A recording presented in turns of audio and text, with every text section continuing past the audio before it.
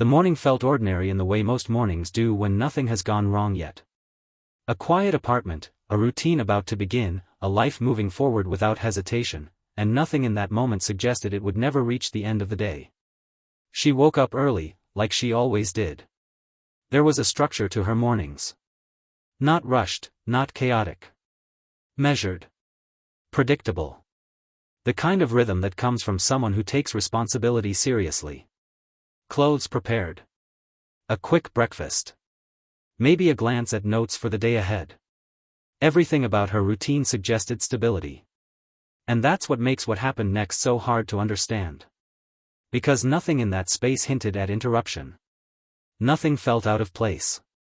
Not yet. The apartment held that stillness that only exists in early hours. No loud movement. No urgency. Just the quiet presence of someone preparing for a normal day.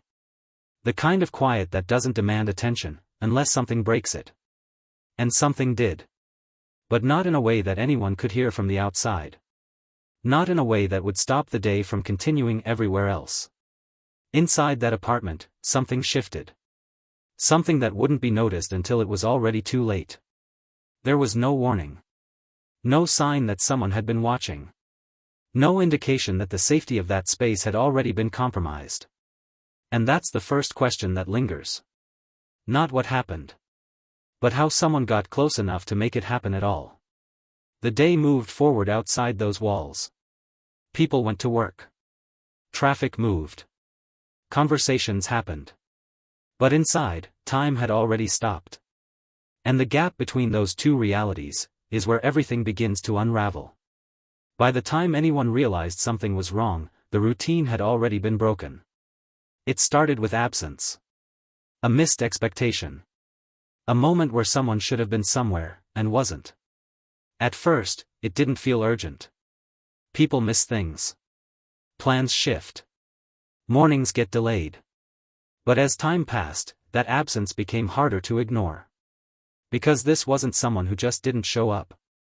This was someone who didn't break routine without reason. Concern doesn't arrive all at once. It builds. A thought that lingers a little longer than it should. A feeling that something isn't lining up the way it normally does. And then, eventually, action. Someone decides to check. Someone decides not to wait any longer. And that decision changes everything. The apartment door didn't tell the full story. At least not immediately. There was no obvious sign screaming that something violent had taken place. No loud disruption visible from the outside. But inside, it was different. Inside, the normal order of things had been broken in a way that couldn't be undone. What they found wasn't just unexpected. It was overwhelming.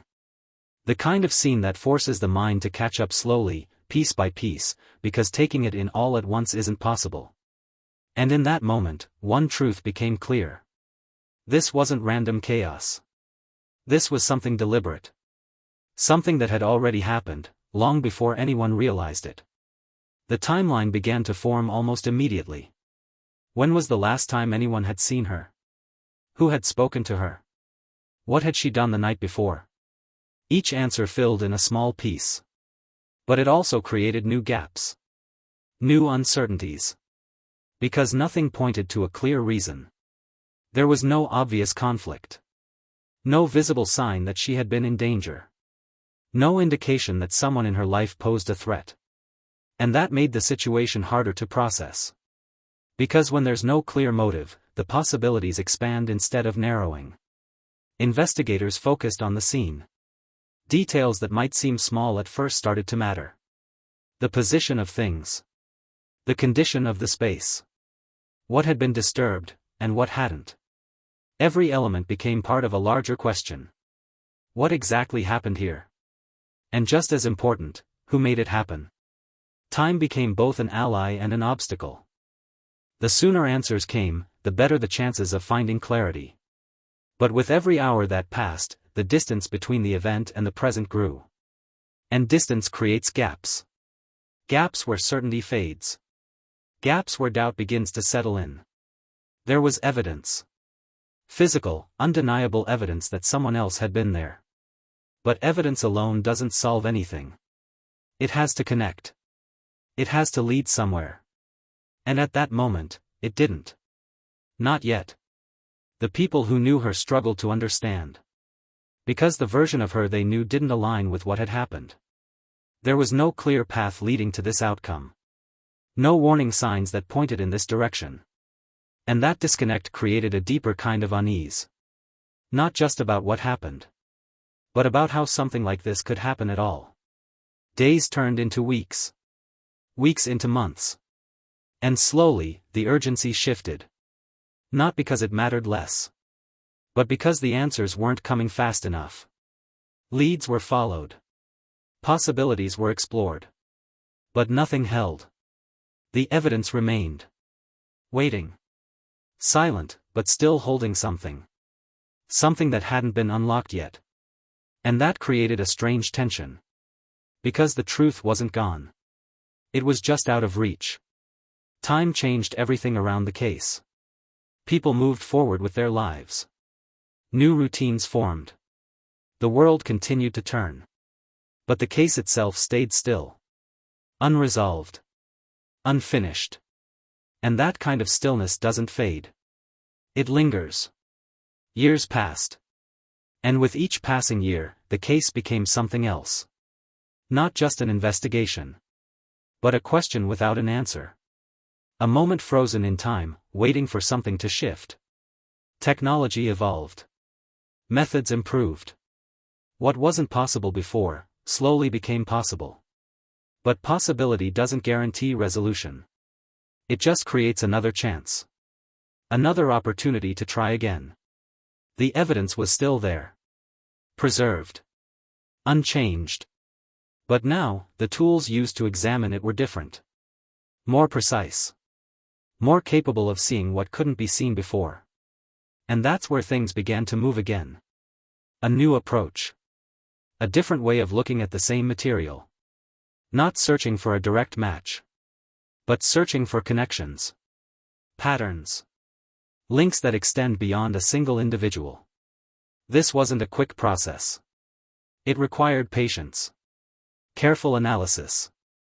The kind of work that doesn't produce immediate results. But when it works, it changes everything. A connection began to form. Not a complete picture. But enough to point in a direction. And direction matters. Because for years, there hadn't been one. The focus shifted. From broad uncertainty, to a narrower path. And that path led somewhere unexpected. Somewhere that had existed all along, without drawing attention. A name entered the investigation. Not as a certainty. But as a possibility. And that possibility needed to be tested. When investigators looked closer, the details began to align. Not perfectly at first. But enough to raise questions. Enough to justify going further. And then came the moment where possibility becomes confirmation. Where suspicion becomes certainty. Where the unknown becomes known. The evidence finally connected. After all those years, it pointed to one individual. Someone who had lived an ordinary life. Someone who had moved through the world without raising suspicion. Someone who had been close enough, without ever being noticed. That realization changed everything. Because it answered the question of who. But it created another question. How had it taken so long? The arrest didn't just close a case. It reopened the entire timeline. Every moment leading up to that day was re-examined. Every missed connection. Every overlooked detail. And what became clear was this. The truth had always been there. Hidden in plain sight. Waiting for the right method to bring it forward.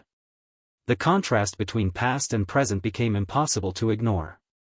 What couldn't be solved before, was now undeniable. Not because the facts changed. But because the ability to understand them did. For those who had waited, the resolution didn't erase the time that had passed. It didn't undo the years of uncertainty. But it did something else.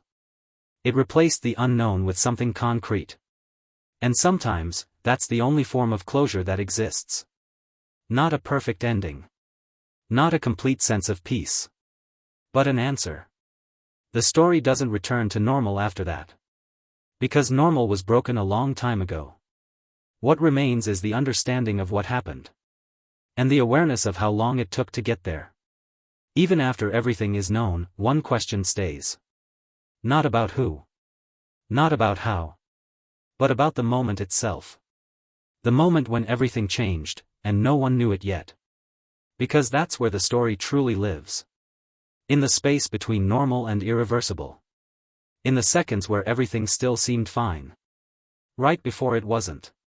And that space never fully goes away. It lingers.